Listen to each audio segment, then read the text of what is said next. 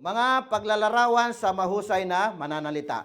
Ito yung mainam na, ibig sabihin, yung mga taong nagsasalita ay makikita natin na mainam ito para sa kanila na mayroong development sa kanilang pagsasalita, mainam na tagapagsalita ang tao kapag makikita natin ang mga bagay na ito sa kanya. Unang-una ay yung kaalaman. No? Unang-una, yung nagsasalita, kaalaman. Laging nananaliksik ng kaalaman. Kailangan na mayroon siyang kaalaman na araw-araw ay continue ang kanyang pananaliksik ng kaalaman. Ikalawa, paghahanda. Laging maghanda sa kanyang sinasabi o sa kanyang mga paksa. Ikatlo ay yung kahusayan sa wika o yung kanyang wika na ginagamit. Kabilang dito ay yung minsan, bago ka makapagsalita, nag-prepare ka ngayon, mayroon diyang isang word, isang salita na hindi mo kayang ipaliwanag. Hindi mo kayang sabihin sa halimbawa Tagalog, hindi mo kayang sabihin. Ngayon, hanapin mo yan kung ano ang kahulugan niya.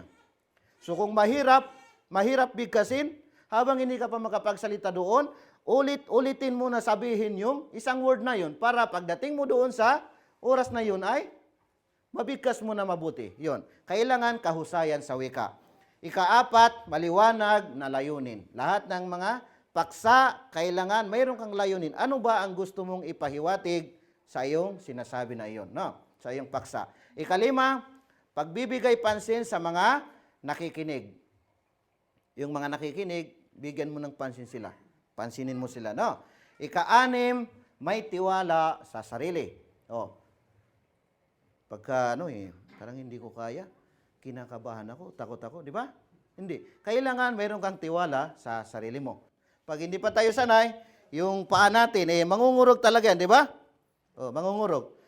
Ito, kasi nandyan pag ibaba mo yan, ibaba mo ganyan. No? Pag hindi ka sanay, para kang lumulutang sa taas.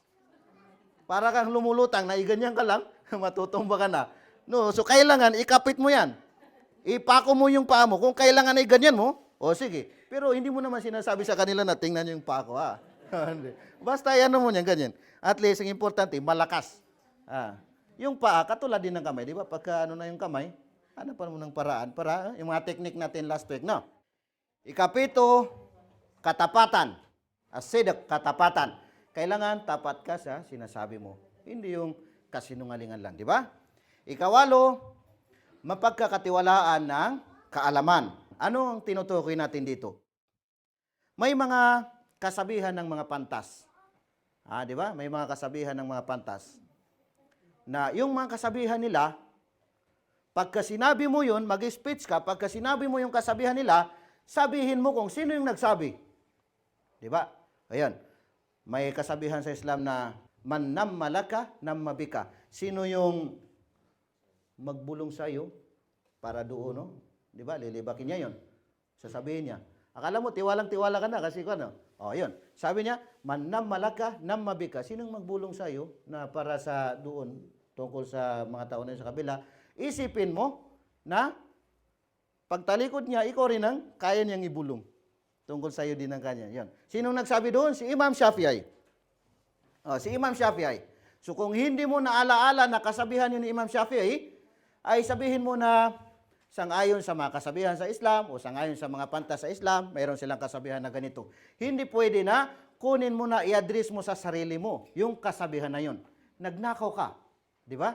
Kailangan mayroon kang tinatawag na al-amana al-ilmiya. Amana, pagtitiwala sa kaalaman. Mapagkakatiwalaan ka ng kaalaman. Katulad ng sinabi ni Ali bin Abi Talib, sabi niya, ang tiwala o pagtitiwala, yung tao pag napagkakatiwalaan ay miftahur rizq, ibig sabihin susi ng mga panustos, mga biyaya ng Diyos. Sinong nagsabi doon? Si Ali bin Abi Talib karramallahu wajahu. Adaul amanati miftahur rizq. So maraming mga kasabihan sa Islam, pag mayroon kang binanggit na mga kasabihan, alalahanin mo kung sino yung nagsabi doon. Tungkol naman sa pag-asawa, kasabihan sa Islam tungkol sa pag-asawa, no? Isang advice ng lalaki sa kanyang asawa, sabi niya, ya imraati, idza ra'aitini ghadabtu faradini, wa idza ra'aituki ghadabti faradituk, wa illa lan nastahib. O aking asawa, sabi niya, kapag nakita mo na galit ako, mas lalo mo akong mamahalin. Kapag nakita naman kita na galit ka, mas lalo kitang mamahalin. Kasi pag galit ako, magagalit ka rin. O kaya galit ka, magagalit din ako. Hindi na tayo pwedeng magsama. Di ba? Ayun. Sinong nagsabi doon? Ayun. Pagka hindi mo sabihin na yun ay kasabihan, pinapalabas mo na magaling ka, marami kang makukumpos na kaalaman. Di ba? Hindi ka mapagkakatiwalaan. Sinong nagsabi doon? Si Abu Darda.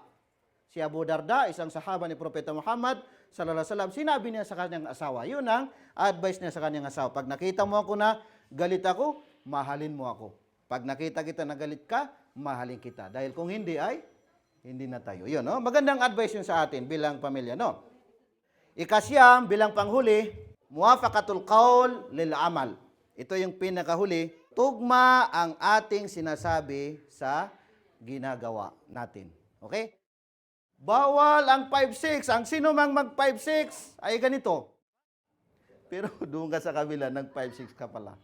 Sa Islam, bawal magyabang. Kapag ikaw ay nagyabang, ano ang sabi ng Allah? Ano ang sabi ni Propeta Muhammad? Babanggitin mo na. Di ba? Ano yung hadis? Naalala ninyo? La yadkhulul jannata man kana fi qalbihi mithqalu dzarratin min kibar. Hindi makakapasok sa paraiso yung tao na kahit na katiting lamang na pagyayabang dito sa kanyang puso, sa kanyang dibdib. Ayun, ipinagbabawal mo yung pagyayabang. Pero ikaw naman, nagyayabang ka naman, di ba? Pag lumalakad ka sa mga tao, yung mga ganitong style, mga kapatid, ito, ina-advise natin ito sa ating mga sarili. Yung ganitong style,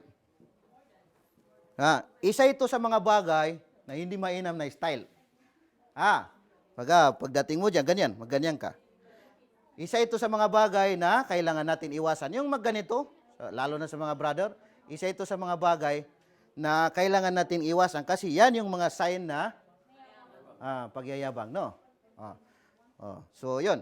So, kailangan natin, yung sinasabi natin ay tumutugma sa ating mga ginagawa. Pagyayabang. Kung maglakad tayo sa mga tao, halimbawa, may mga bagay naman na kailangan din natin mapansin na minsan nakasanayan natin na hindi natin napapansin na medyo may pagkakamali pala sa Islam, no? Maraming tao dito, nandyan, kalagitnaan. Dadaan ako dito sa kwan.